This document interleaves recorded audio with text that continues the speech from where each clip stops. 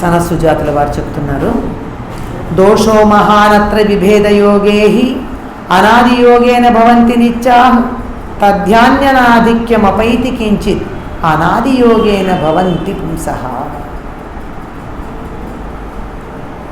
నువ్వన్నావే ఈ జీవాత్మ పరమాత్మ ఇలాంటి మాటలు, పుట్టుక లేనటువంటి వాడు, ఇక్కడికి ఈ యజ్ఞయాగాది క్రతువులు చేసినటువంటి ఈ జీవులందరూ పైలోకాలకు వెళ్ళిపోతారు, అక్కడేదో పొందుతారని ఇందాకటి దాంట్లో నువ్వు అన్నావు కదా. ఎలా అవుతుంది అంటే జీవాత్మ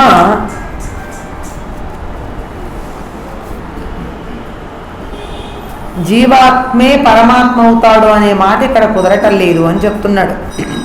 ఎందుకంటే ఏది ఒకటి ఇంకోటి కాదు. ఒకసారంటూ మూలం నుండి ఒకటి తేడాయి ఇలా కొంత భాగం యువతలకు వస్తే తర్వాత చేరితే అతికినట్టు అవుతుంది. నిజానికి అందులో భాగమే, వేరు కాదు. కానీ అందులో నుంచి విడివడి యువతలకు వచ్చిన తర్వాత అది వేరు, అంతకు ముందు ఉన్నటువంటిది కాకుండా ఉంటుంది. దోషో మహాన్ అత్ర విభేద యోగే. ఈ విభేద యోగం ఒకటి ఉందే, ఒకదాన్నొకటి నుంచి ఒకటి భేదపడుతూ ఉంటుందని దీని గురించి నువ్వు మాట్లాడింది అక్కడ అత్ర మహాదోష, పెద్ద దోషం ఉంది నీ చెప్పినటువంటి మాటల్లో. ఏమంటే ఈ అనాది యోగం వల్ల నిత్యం కూడా మళ్ళీ ఏమవుతున్నారు అంటే జీవులు భోగాలను అనుభవించిన తర్వాత చేసిన కర్మలను అనుసరించి మళ్ళీ పుడుతున్నారు, శరీరధారులు అవుతున్నారు. దేనివల్ల? అజ్ఞానం వల్ల. ఏమిటి అజ్ఞానం? చేసేటటువంటి పనులు ఏవైనా సరే నిష్కామంగా చేయాలని చెప్పినప్పుడు అజ్ఞానం వల్ల కామంతో చేస్తాం. ఈ పూజ చేస్తే ఈ ఫలితం వస్తుంది, ఈ పూజ చేస్తే ఇది కలుగుతుంది, ఇది చేస్తే అది వస్తుంది అని చెప్పేటటువంటిది మనసులో పెట్టుకుని చేయడం వల్ల ఏం జరుగుతోంది అంటే చేసిన సత్కార్యం యొక్క ఫలితం అనుభవించేశాక మళ్ళీ దిగి రావడం జరుగుతుంది. అందువల్ల ఈ దిగి వచ్చేటటువంటి జీవుడు పరబ్రహ్మం అయిపోయాడా? పరమాత్మ అయ్యాడా? పరమాత్మ అయితే దిగి రావడం జరగట్లేదు కదా. పరమాత్మ కాకుండా ఏమవుతోంది? ఈ లోపల ఉండే ఏదో ఒక ఉత్తమ లోకాలకి వెళ్ళడం జరుగుతుంది. ఉత్తమ లోకాలకు సంబంధించి అక్కడికి వెళ్ళినటువంటి వాడు పరమాత్మ అయ్యాడా? అవలేదు కదా. ఇంతకు ముందు శ్లోకంలో చెప్పుకున్నప్పుడు ఏం చెప్పుకున్నాము? ఉదాహరణకి గాంధర్వలోకం చెప్పుకున్నాం, మనకు అర్థమవుతుంది బాగా. ఎందుకంటే గంధర్వులు అంటే గుర్రం మొహం కలిగినటువంటి వాళ్ళు, దేవతలకు సంబంధించి. ఈ గంధర్వలోకానికి వెళ్ళాడు అని అంటే ఆ శరీరాన్ని ధరించాడు కదా. పరమాత్మ అయి ఉంటే గంధర్వ శరీరాన్ని ఎందుకు ధరించాడు? ఈ జీవాత్మలాగే ఉన్నాడు కనుకే ఆత్మే, శరీరం కాదు. శరీరాన్ని భూలోకంలో వదిలేసి గంధర్వలోకానికి సంబంధించిన గాంధర్వ శరీరం ధరించాడు. గాంధర్వ శరీరం ధరించినంత మాత్రాన పరమాత్మ అయ్యాడా? ఇది క్లారిటీకి చెప్పింది. ఈ యజ్ఞయాగాది క్రతువులవన్నీ చేస్తే వీళ్ళంతా పరమాత్మ ముక్తి పొందేసి బ్రహ్మభూతులవుతారు, జీవాత్మ పరమాత్మగా పరిణామం చెందిపోతుంది అని గనక అనుకున్నట్టయితే అది పొరపాటు, అది దోషము. పొరపాటు అంటే ఏమనుకుంటాం మనం? పొరపాటు అనే పదం ఈ తత్వంలో మొత్తం అంతా ఎక్కడ చెప్పుకున్నా పొరపాటు అంటే అజాగ్రత్త, ప్రమాదం. మనం ఇలా ప్రమాదపడడం వల్ల ఇలా అయిపోయింది, 4 యజ్ఞాలు చేశాడు, అయిపోయిందండి, పరమాత్మలో చేరిపోయాడు. పరమాత్మలో ఎక్కడ చేరాడండి? గాంధర్వలోకానికి వెళ్ళాడంతే. మహాభీషుడు లాంటి వాడు 100 అశ్వమేధాలు 100 రాజసూయాలు చేసి దేవలోకానికి వెళ్ళి బ్రహ్మలోకానికి రాకపోకలు కూడా ఆయన పొందాడు. అయినా సరే చిన్న తప్పిదం వల్ల ఏమయ్యాడు, మళ్ళీ శంతనుడుగా పుట్టాల్సి వచ్చింది. కనుక తిరిగి రావడం అన్నది తప్పదు. తిరిగి రావడం ఉన్నంతకాలం ఈయన పరమాత్మ అయ్యాడా? పరమాత్మ తిరిగి రావడం లేదు కదా. తిరిగి రావడం ఉన్నంతకాలం పరమాత్మ కాడు. కనుక జాగ్రత్త, మాట్లాడేటప్పుడు తప్పు మాట్లాడుతున్నావు. అక్కడ నువ్వు మాట్లాడే మాటల్లో దోషో మహాన్ అత్ర, చిన్న దోషం కాదు నాయన, పెద్ద దోషం ఉంది నీ చెప్పినటువంటి మాటలు, తేడా ఉంది. కనుక వీళ్ళు అయితే ఎందుకు ఇట్లా అవుతున్నారు అంటే అజ్ఞానం వల్ల.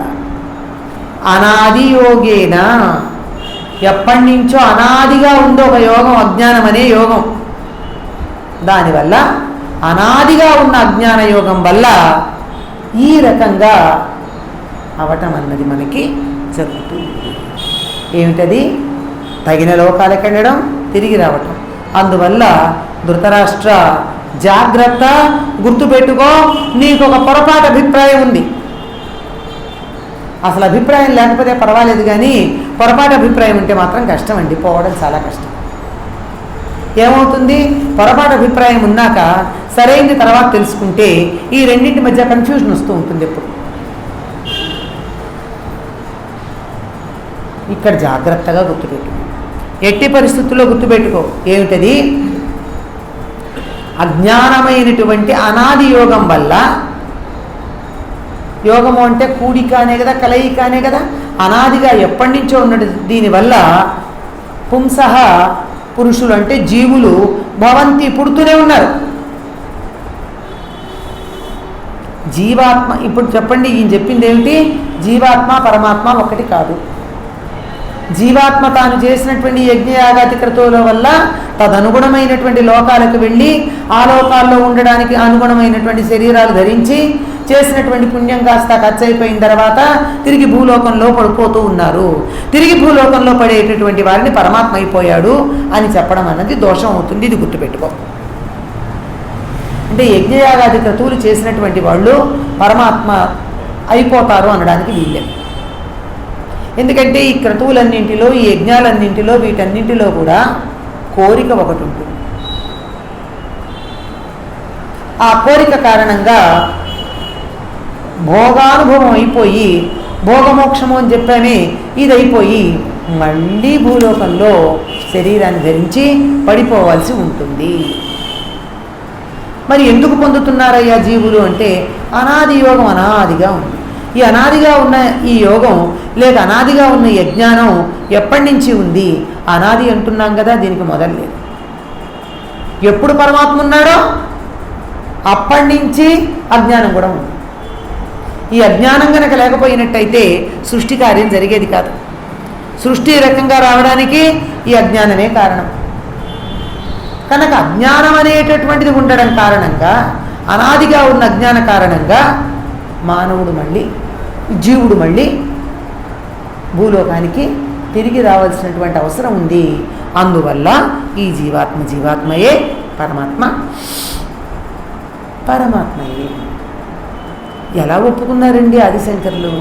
అద్వైత సిద్ధాంతాన్ని ప్రతిపాదించిన వారు కదా, జీవబ్రహ్మ ఐక్యాన్ని గురించి మాట్లాడినటువంటి వారు కదా, జీవాత్మ పరమాత్మ కన్నా భిన్నం కాదు అని చెప్పినటువంటి వారు కదా.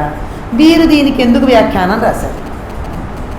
సనత్సుజాతీయంలో చెప్పినటువంటి దీన్ని అంగీకరించినట్టా కాదా? దీనికి వ్యాఖ్యానం రాశారంటే అంగీకరించినట్టు. చెప్పేటటువంటి ఒక్కొక్క మాట మహానుభావులు చెప్పింది ఒక్కొక్క స్థాయిలో అన్వయం అవుతుంది. అన్ని స్థాయిలకి ఒకటే కాదు. మిగిలినవి ధృతరాష్ట్రుడికి ఇంకా ఆయన ఎటువంటి సమాధానాలు చెప్పాడో మళ్ళీ ఆయన ఊరుకోలేదండి. మళ్ళీ ప్రశ్న అడుగుతాడు, అడిగిన దానికి ఈయన చెప్తూ ఉంటాడు. ఇవన్నీ మళ్ళీ మనం రేపు చూద్దాం.